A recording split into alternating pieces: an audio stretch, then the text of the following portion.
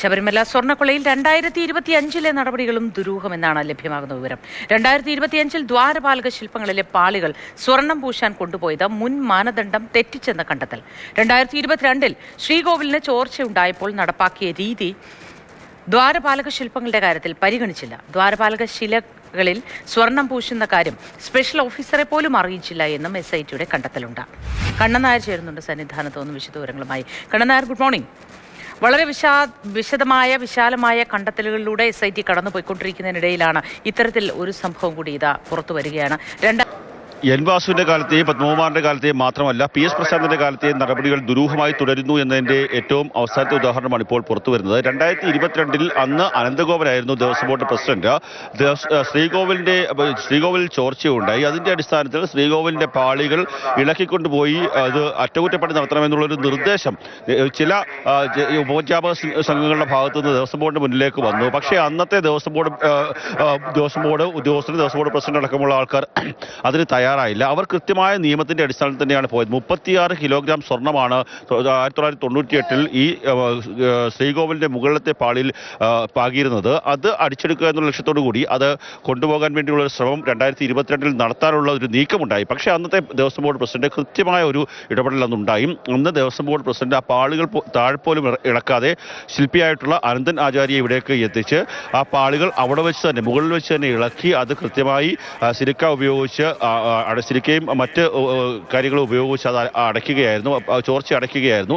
അതിന് ഹൈക്കോടതിയെ കൃത്യമായി കാര്യങ്ങൾ അറിയിക്കുന്നു. ഹൈക്കോടതിയുടെ അഭിഭാഷക സംഘത്തിന്റെ നേതൃത്വത്തിലാണ്, അവരുടെ സാന്നിധ്യത്തിലാണ് ഈ പണികളെല്ലാം നടന്നത്.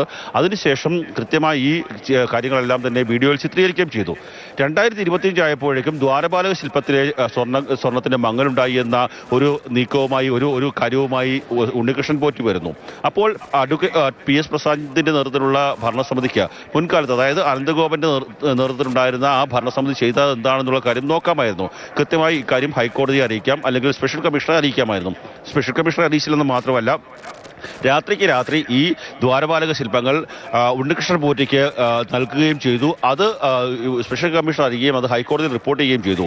ഹൈക്കോടതി ആ ദ്വാരപാലക ശില്പങ്ങൾ അതേപടി തിരികെ കൊണ്ടുവരാൻ പറഞ്ഞപ്പോൾ സ്വർണം ഉരുക്കി മാറ്റി കഴിഞ്ഞിരിക്കുന്നു എന്നുള്ള ഒരു മറുപടിയാണ് 2025 കഴിഞ്ഞ മാസങ്ങൾക്ക് മുമ്പ് ദേവസ്വം ബോർഡ് ഹൈക്കോടതിക്ക് നൽകിയത്. അതായത് കൃത്യമായി മുൻ മാനദണ്ഡങ്ങൾ പാലിച്ചിരുന്നെങ്കിൽ, അല്ലെങ്കിൽ ഇത്തരത്തിലുള്ള ഒരു നിർദ്ദേശം, ഇങ്ങനൊരു നടപടി നേരത്തെ ഉണ്ടായിട്ടുണ്ട് എന്ന് പരിശോധിച്ചിരുന്നെങ്കിൽ ഇപ്പോൾ ദ്വാരപാലക ശില്പത്തിന്റെ കാര്യത്തിലുള്ള വിവാദം ഉണ്ടാകില്ലായിരുന്നു. അത് നടപ്പാക്കാതെ ഈ സ്വർണം ഉണ്ണികൃഷ്ണൻ പോറ്റിക്ക് നൽകാനുള്ള ഒരു ത്വര കഴിഞ്ഞ ദേവസ്വം ബോർഡിന് ഉണ്ടായിരുന്നു എന്നുള്ളതാണ് നമുക്ക് മനസ്സിലാക്കേണ്ടത്.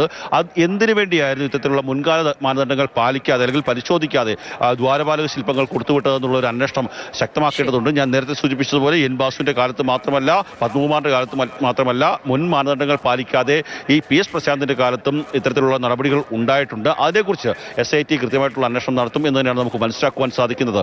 നേരത്തെ വേണമെങ്കിൽ അനന്തഗോപൻ ചെയ്തതിന് സമാനമായ രീതിയിൽ, അനന്തഗോപന്റെ ബോർഡ് ചെയ്തതിന് സമാനമായ രീതിയിൽ കൃത്യമായി ഹൈക്കോടതിയെ അറിയിച്ച് ഹൈക്കോടതിയുടെ സാന്നിധ്യത്തിൽ ഈ കാര്യങ്ങൾ കൊണ്ടുപോവുകയും അവയെല്ലാം ദൃശ്യങ്ങൾ പകർത്തുകയൊക്കെ തന്നെ ചെയ്യാമായിരുന്നു. പക്ഷേ അതിനൊന്നും മുതിർന്നില്ല. രാത്രിക്ക് രാത്രി ആരും അറിയാതെ ഈ സാധനങ്ങൾ കൊണ്ടുപോകുന്നതിൽ വലിയ ദുരൂഹതയാണ് ഉണ്ടായിട്ടുള്ളത്. അതുകൊണ്ട് തന്നെ കഴിഞ്ഞ ദേവസ്വം ബോർഡ് പ്രസിഡന്റിന്റെ കാലത്തുണ്ടായ നടപടികളെക്കുറിച്ചുള്ള അന്വേഷണവും SIT ആരംഭിക്കുമെന്നാണ് നമുക്ക് മനസ്സിലാക്കുവാൻ സാധിക്കുന്നത്. ശരി കണ്ണൻ.